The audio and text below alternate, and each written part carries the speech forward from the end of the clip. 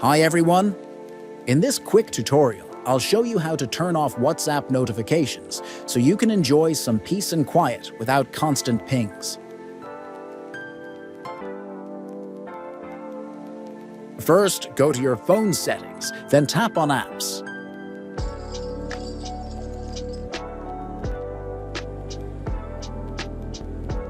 Tap on App Management, then search for WhatsApp and open it.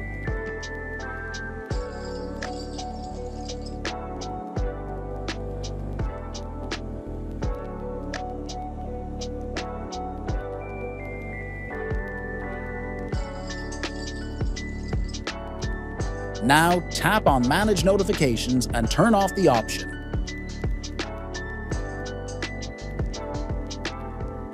Okay, your WhatsApp notifications are now disabled. Thanks for watching.